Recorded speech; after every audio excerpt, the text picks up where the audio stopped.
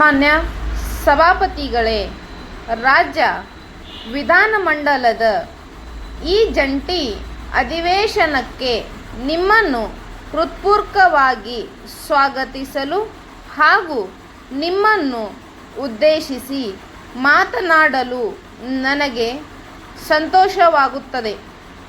ಈ ಸಂದರ್ಭದಲ್ಲಿ ನಾನು ಸನ್ಮಾನ್ಯ ಸದಸ್ಯರಿಗೆ ಹಾಗೂ ಅವರ ಕುಟುಂಬ ವರ್ಗಕ್ಕೆ ಹೊಸ ವರ್ಷದ ಶುಭಾಶಯಗಳನ್ನು ಕೋರಬಯಸುತ್ತೇನೆ. ಕಳೆದ ವರ್ಷ ಈ ಸಭೆಯನ್ನು ಉದ್ದೇಶಿಸಿ ಮಾತನಾಡಿದ ನಂತರ ಉಂಟಾದಂಥ ಕೆಲವು ಬೆಳವಣಿಗೆಗಳ ಬಗ್ಗೆ ಸಂಕ್ಷಿಪ್ತವಾಗಿ ಹೇಳಬಯಸುತ್ತೇನೆ. ಕೇಂದ್ರದಲ್ಲಿ ಸಂಯುಕ್ತ ರಂಗ ಸರ್ಕಾರವು ಅಸ್ತಿತ್ವಕ್ಕೆ ಬಂದಿರುವುದು ನಮ್ಮೆಲ್ಲರಿಗೂ ಹೆಮ್ಮೆಯ ವಿಷಯವಾಗಿದೆ. ಕೇಂದ್ರದಲ್ಲಿ ಹೊಸ ಸರ್ಕಾರ ರಚನೆಯಾದ ಮೇಲೆ ಹೊಸದಾಗಿ ಸಮುದಾಯ ಆರೋಗ್ಯ ಸೇವೆಗಳು, ಪ್ರಾಥಮಿಕ ಶಿಕ್ಷಣ, ಗ್ರಾಮೀಣ ರಸ್ತೆಗಳು ನಮ್ಮನ್ನು ಬಹುಸಂಖ್ಯಾತ ಜನರ, ಅದರಲ್ಲೂ ಗ್ರಾಮೀಣ ಪ್ರದೇಶಗಳಲ್ಲಿ ವಾಸಿಸುತ್ತಿರುವ ಜನರಿಗಾಗಿ ಗೃಹ ನಿರ್ಮಾಣ ಹಾಗೂ ಪ್ರಮುಖವಾಗಿ ಸಾಮಾಜಿಕ ಸೇವೆಗಳಿಗೆ ಇನ್ನೂ ಹೆಚ್ಚಿನ ಗಮನವನ್ನು ಕೊಡಲಾಗುತ್ತಿದೆ. ಇವುಗಳಿಗೆ ನೀಡಿದ ಪ್ರಾಮುಖ್ಯತೆಗೆ ರಾಜ್ಯ ಸರ್ಕಾರದ ಸಂಪೂರ್ಣ ಸಹಮತಿಯೂ ಸಹ ಇದೆ ಮತ್ತು ಈ ಕ್ಷೇತ್ರಗಳಿಗೆ ಸಾಕಷ್ಟು ಹಣಕಾಸು ಒದಗಿಸುತ್ತಿದೆ. ಕೇಂದ್ರ ಸರ್ಕಾರವು ಸಹ ಸಾಮಾಜಿಕ ಆರ್ಥಿಕ ಅಭಿವೃದ್ಧಿಗಾಗಿ ಹೆಚ್ಚು ಕಾರ್ಯಕ್ರಮಗಳನ್ನು ಕಾರ್ಯರೂಪಕ್ಕೆ ತರುವ ಸಲುವಾಗಿ ಈಗ ಇನ್ನಷ್ಟು ವಿಕೇಂದ್ರೀಕರಿಸುವ ಮತ್ತು ರಾಜ್ಯಗಳಿಗೆ ಸಂಪನ್ಮೂಲಗಳನ್ನು ಒದಗಿಸುವ ಅವಶ್ಯಕತೆಯ ಬಗ್ಗೆಯೂ ಹೆಚ್ಚು ತಿಳಿದಿದೆ.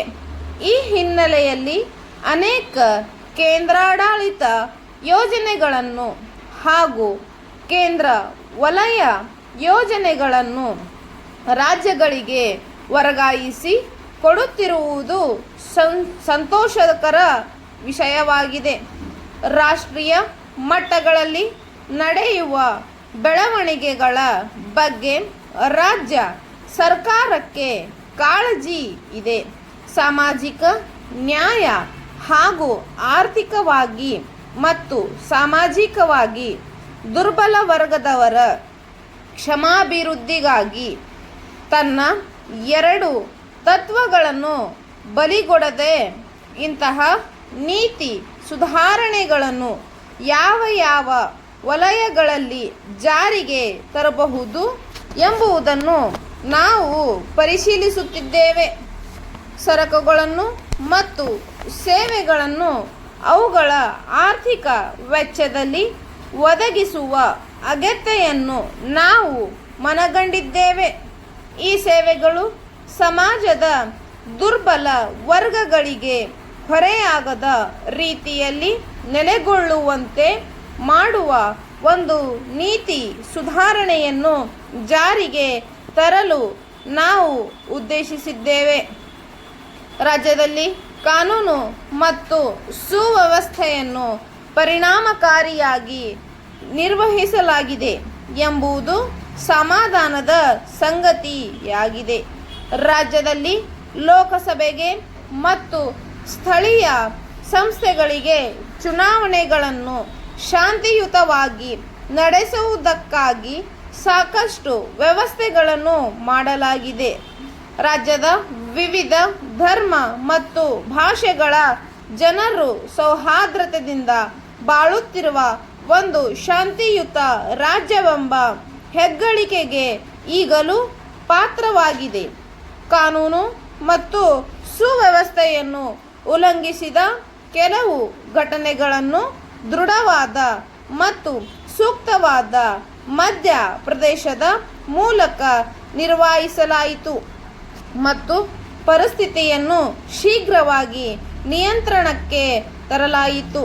ಜಲವಿದ್ಯುತ್ ಕೇಂದ್ರಗಳ ಜಲಾಶಯಗಳಿಗೆ ಸಂಬಂಧಪಟ್ಟ ಜಲನಾಲಯ ಪ್ರದೇಶಗಳಲ್ಲಿ ಸಾಕಷ್ಟು ಪ್ರಮಾಣದಲ್ಲಿ ಮಳೆ ಆಗದಿದ್ದ ಕಾರಣ ಈ ಮೂಲಕಗಳಿಂದ ವಿದ್ಯುತ್ ಉತ್ಪಾದನೆ ಕಡಿಮೆಯಾಯಿತು.